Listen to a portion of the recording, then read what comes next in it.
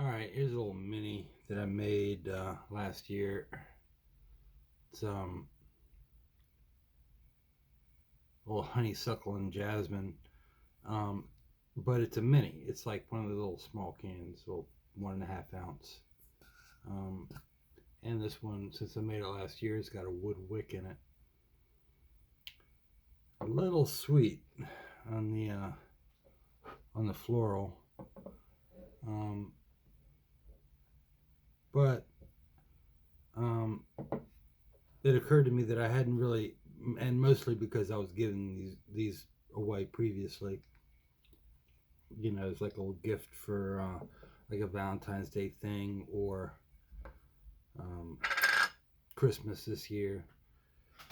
Anyhow, so just can't see my face. Yeah, there we go. But anyway, I was gonna burn this, and that's why I was tilting it down just to get a little record here. So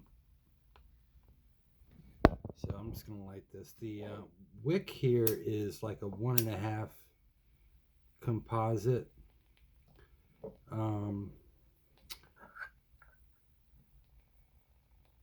1.5, I mean it's like 1.5 wicks kind of stuck together.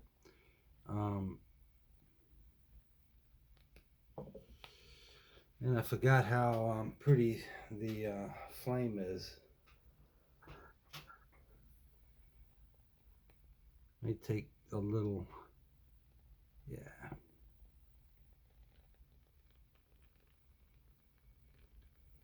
Just a little to get it started. It has to get, burning good. One of the downsides of wood wicks is they have a tendency to go out. And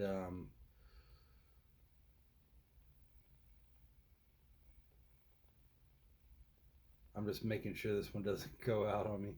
I was doing a single ply wood wick before, and they did go out, so I went to the 1.5 ply. And the 2 ply is what I use for the larger candles for the wood wicks.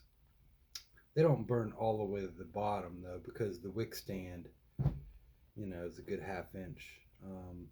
So you wind up with about a 1/4 inch of wax, because the wick still goes to the bottom, but it doesn't burn very well around the wick stand or the clip. Anyhow,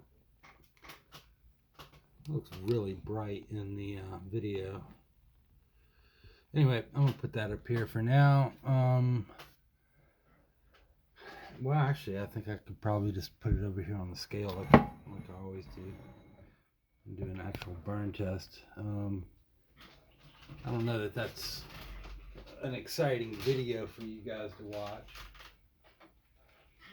but it's definitely something for me to do. That is testing all the candles that I make.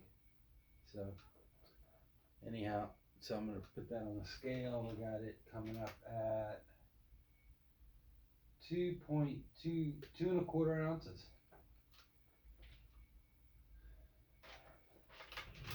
And it's 9:23. Anyhow, this might be a little too boring to put up, but just captain's log, start date, candle date 1.4.2021. Star Trek reference because I'm watching Star Trek. Star Trek Picard.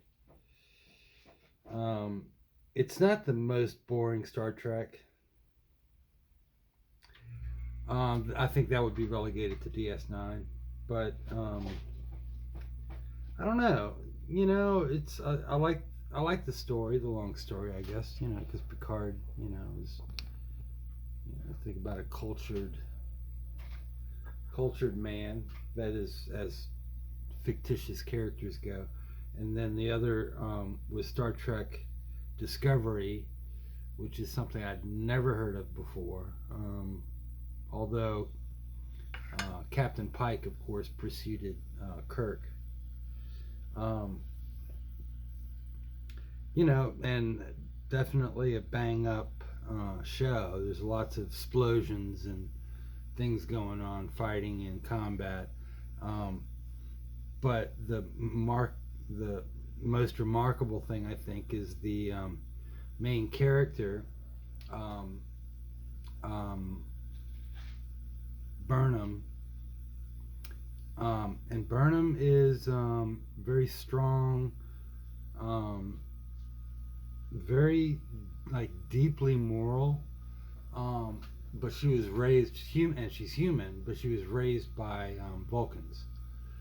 So I think I don't know, it's kind of, at first I thought it was kind of odd, because it seems like during every emotional event she cries.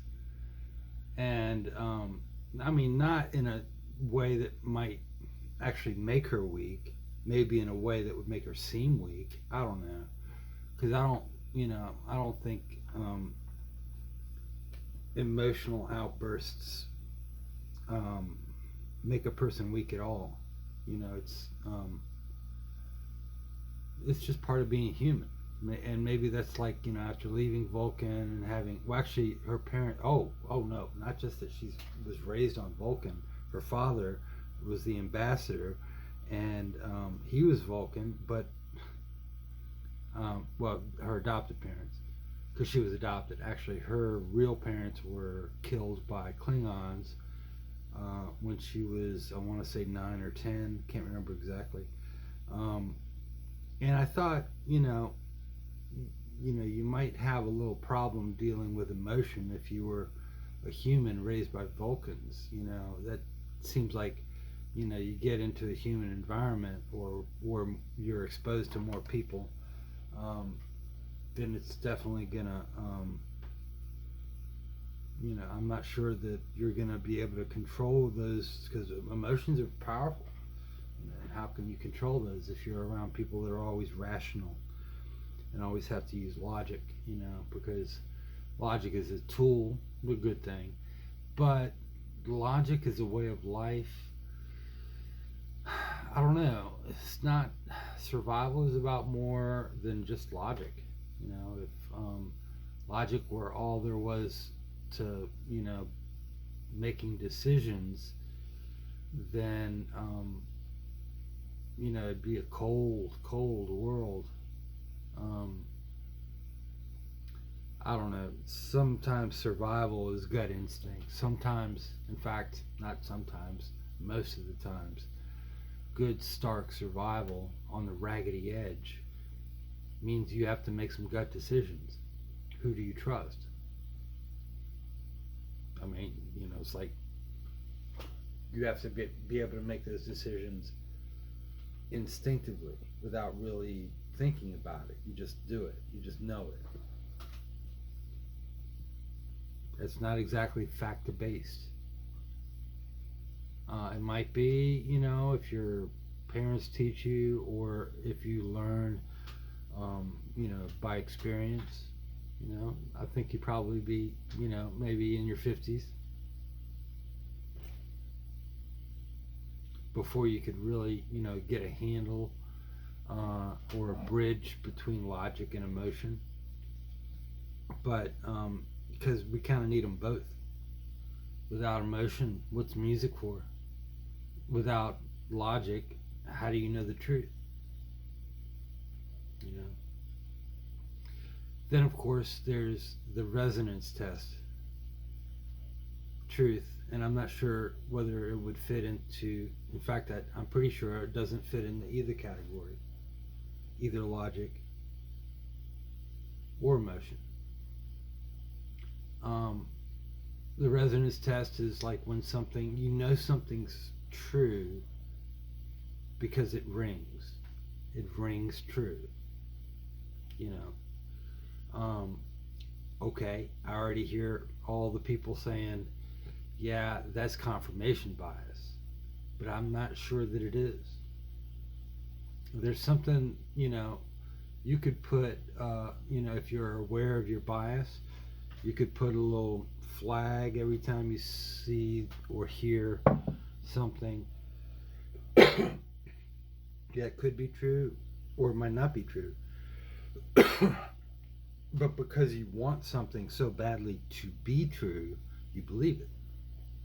Or You trust the person so much, the person who said it, you believe it, maybe even if it appears that you're wrong. But something that rings true,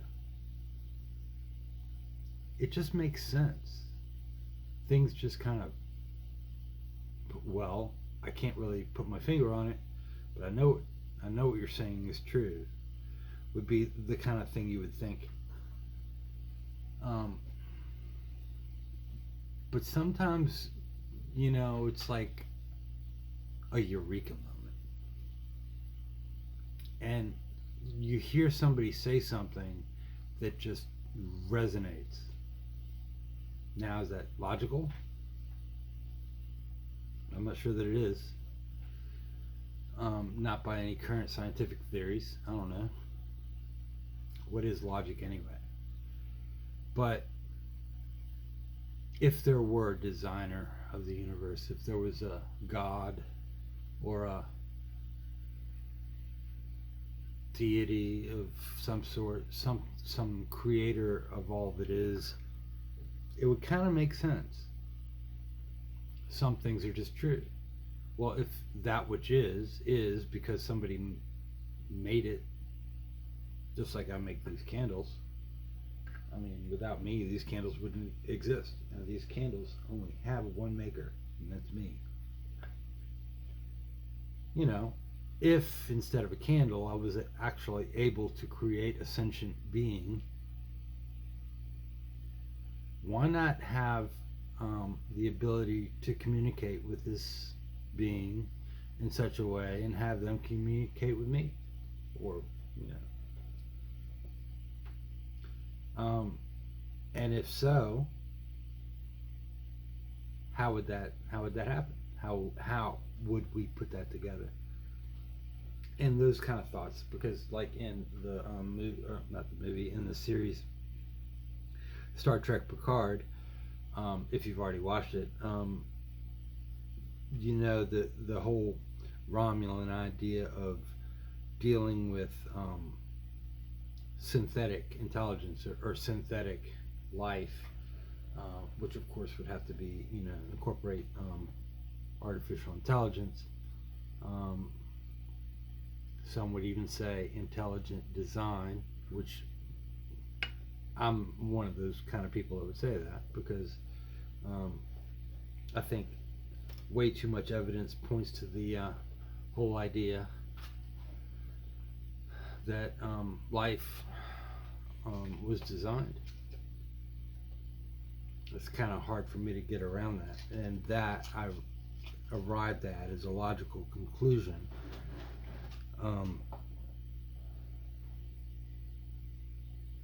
So that's a good use of logic. And a lot of people would disagree with me, but I don't care. It's like I'm the one that did my own research. So, how I came to the conclusions that there is an intelligent designer for life in the universe would be a matter that I would discuss with basically anybody who would ask me about it. But emotion. So what's the point of having emotion? I'm not sure that I have heard the evolutionary explanation for that.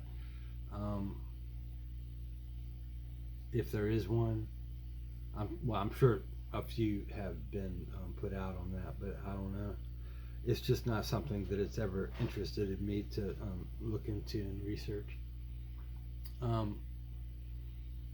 Except for love, especially the kind of love that would require sacrifice, because especially self-sacrifice, because the whole concept of evolutionary biology, such as, or case in point, the selfish gene, in a selfish environment, the whole concept of self-sacrifice would be illogical. It would also be just completely emotionally invalid, because to give of your own self means that you don't have any progeny because you're dead. It's like, why sacrifice? Um, so the selfishness would be that you accumulate strength and power and you keep it to yourself. That way you prosper, live long and prosper. It makes sense. But where does that leave all those people who don't live long and prosper? Well, it kind of leaves them on the side of the road, you know, trying to vote Republican. I don't know. Or maybe cross parties because they can't make it. Anyway, I just think it's a lot of deep thought went into some of the Star Trek series, despite of the fact, of course, that Gene Roddenberry was a staunch atheist. I think I appreciate his work, even though I'm dead sure that his imaginary world is completely false. But it's very entertaining, and it's thought provoking too. You get everything from racism, even though it would probably be interplanetary speciesism, but since as of right now we haven't actually discovered any species on another planet. Anyway, maybe they're just waiting for us to develop the warp drive. I've rambled enough. I'll talk to you later.